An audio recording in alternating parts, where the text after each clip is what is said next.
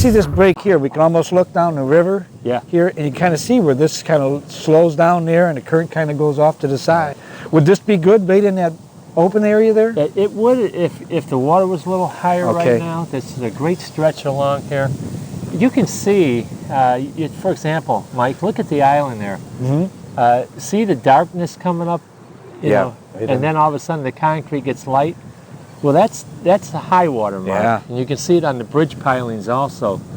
When the water is really high, what happens is that all the fish that congregate anywhere across the river are basically forced to come to the shorelines because the current is so strong in the center of the river that they can't sustain being out there. Right.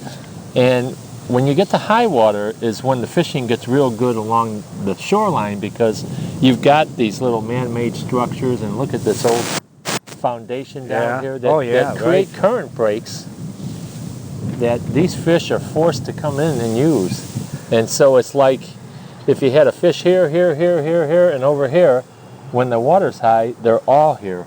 So it's the best time where they congregate all together along these shoreline breaks. And the thing about it is that, you know, you got these walking paths along the river in all the municipalities. And so you've got great access. And really in the municipalities is where you get the bridges. That's where you get these concrete structures. And so it turns out to be a very, very good area to be fishing, especially in high water. Not so much in isolated spots, but right here in these towns. Right, and that's like what's Geneva, unique. Batavia, St. Charles. Well, you know, that's unique, Belgium. and it's so close. It's so easy to get to. You can come down here. The other thing that's kind of unique is most people, just like you said before, is they're going to go for that desolate spot. You know, someplace along the river that may be really scenic in one way or another, but not necessarily hold the fish because there's not a spot like these we're talking about here.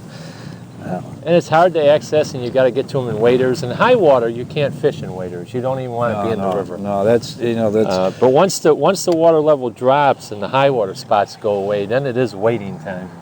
Then the river, you know, the fish will spread back out across the river, and then you got to go out to spots, and that's where you see current breaks that are caused by gravel bars or by islands, or the back sides of the bridge pilings can be really, really good.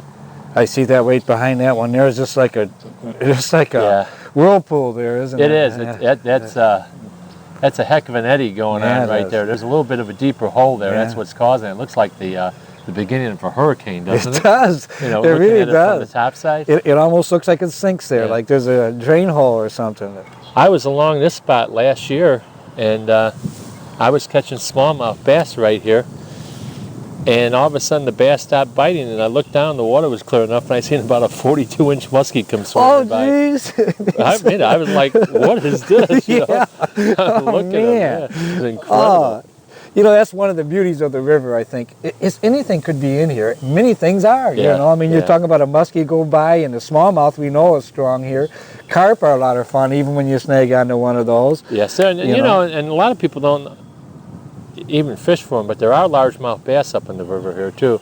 Not so much in the areas below the dams, but in the upper pools where you've got what they call the impounded areas, you know.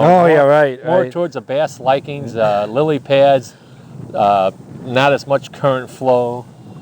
And we've had a lot of fun catching the largemouth up here. Matter of fact, one of the things we'll do is we'll fish them with spinner baits, and we'll actually throw the spinnerbait up on the shoreline. You get these sand shorelines north of like the bridge or the dam up in St. Charles.